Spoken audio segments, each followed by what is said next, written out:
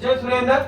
உங்களை மாதிரி வாழ்க்கையில மாற்றத்தை தேடி, வாழ்க்கையில கனவுகளை தேடி, வாழ்க்கையில நிறைய விஷயங்களை தேடி ஓடிட்டு இருக்கும் போது இந்த சமுதாயம் நம்மள என்ன சொல்லும்? நல்லா படிங்க, நல்ல வேலைக்கு போகலாம்னு சொல்லுவாங்க. ஸோ நானும் 10th முடிச்சேன். 10th முடிச்சுட்டு டைரக்ட் டிப்ளமோ ஜாயின் பண்ணேன். டிப்ளமோ 3 வருஷத்தை கம்ப்ளீட் பண்ணிட்டு டைரக்ட் செகண்ட் இயரா பிஇ ஜாயின் பண்ணேன்.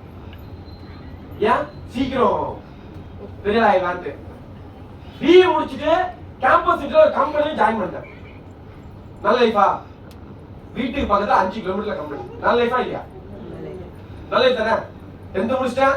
நீ நிறைய பேர் 10th படிக்க முடியாம இருக்காங்க. கடவுள் தான் கொடுத்துருக்காரு, அந்த வாய்ப்பை கொடுத்துருக்காரு. அதுக்கப்புறம் டிப்ளமோ படி அதை முடிச்சேன். டைரக்ட் பிஇ ஜாயின் பண்ணேன். எல்லாம் முடிச்சிடல, கம்பெனில வேலையும் கிடைச்சிச்சு. ஆனா வேலைக்கு போகும்போதுதான் வாழ்க்கைனா என்னன்னு தெரிய ஆரம்பிச்சு. அதனால வரைக்கும் எனக்கு கம்பெனினா என்னங்க, பணம்னா என்ன, அதனால வரைக்கும் பணம்னா எங்க அப்பாவும் அம்மாவும் கொடுக்குறது, அவ்வளவுதான். அதோட உழைப்போட வேல்யூ எனக்கு தெரியாது. உண்மையா சொல்றேன், அதோட வேல்யூ இருக்குல்ல ஒவ்வொரு பணத்துக்கும்.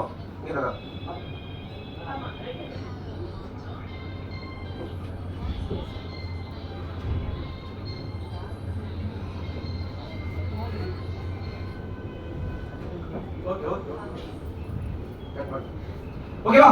அதனால வரைக்கும் வந்து பாத்தீங்கன்னா இந்த மாதிரி நிறைய டிஸ்டர்ப் நம்ம வாழ்க்கையில வரும். அதை தட்டி விட்டு போயிடணும், சரியா? சோ வாழ்க்கையில வந்து ஒரு கம்பெனில ஒர்க் பண்ணேன். இதான் என்னோட எம்ப்ளாய்மெண்ட் லைஃப். நெக்ஸ்ட் இதான் நான். அதுக்கு முன்னாடி எப்படி பிடிச்ச ட்ரெஸ் போடலாமா? காலேஜ் எல்லாம் கம்பெனிக்கு போனா கொடுத்த ட்ரெஸ் தான் போடணும். யூனிஃபார்ம், அதுக்கு பேருங்க யூனிஃபார்ம். அதுக்கப்புறம் வந்து பாத்தீங்கன்னா ஹெல்மெட், இந்த மாதிரி நிறைய விஷயங்கள் பண்ணி சாக்ரிஃபை பண்ணணும். இதெல்லாம் பண்றது எதுக்காக? நான் நல்லா இருக்கிறதுக்கு, என் குடும்பம் நல்லா இருக்கிறதுக்கு, எங்க அப்பா அம்மா நல்லா இருக்கிறதுக்கு, என்னோட ஃபேமிலி நல்லா இருக்கிறது. இதுக்காக தானே பண்றோம். கரெக்டா? ஒரே கேள்வி, நல்லா இருக்குமா? இந்த கேள்விய 2018ல எனக்குள்ள நான் கேட்கிறேன்.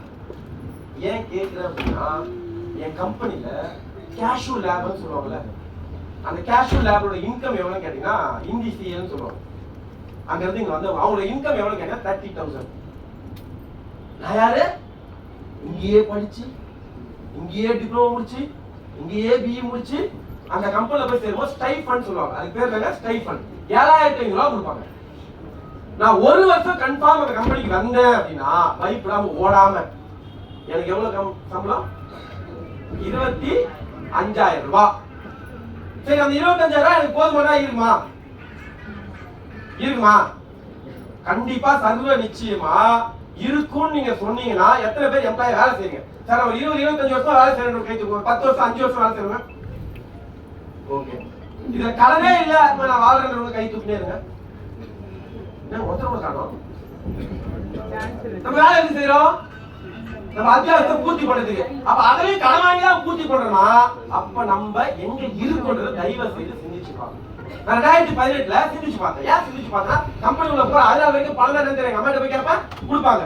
ஆனா ஒரு 7,500 ரூபாய் வாங்கி அந்த 7,500 ரூபாய் ESIPF போய் 6,900 ரூபாய் கையில கொடுத்து அந்த 6,900 ரூபாய்க்கு எங்க அம்மா கிட்ட எக்ஸ்ட்ரா 3,000 வாங்கி பண்ண மாட்டேன் வேலைக்கு போறதுக்கு.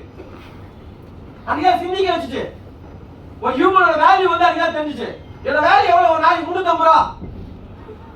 இந்த 350 ரூபாய்க்கு எனக்கு கூட்டாங்களா, என் படிப்பு கூட்டாங்களான்னு தெரியல.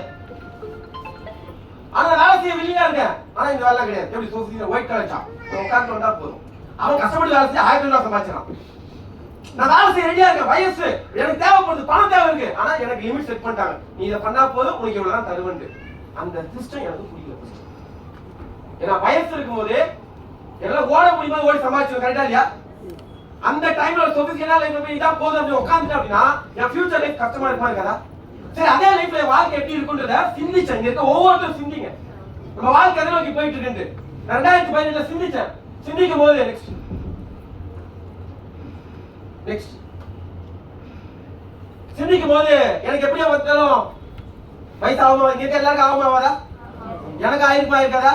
25 வயசுல ஒரு கம்பெனிக்குள்ள போறேன்னு வச்சுக்கோங்க. ஒரு 25,000 சம்பளம். 35 எவ்வளவு சம்பளம் இருக்கும்? 45 எவ்வளவு இருக்கும்? 55 எவ்வளவு இருக்கும்? இப்ப சொல்லுங்க, என்னோட 60 வயசுல என்னோட வருமானம் என்னவா இருக்கும்? மேக்ஸிமம்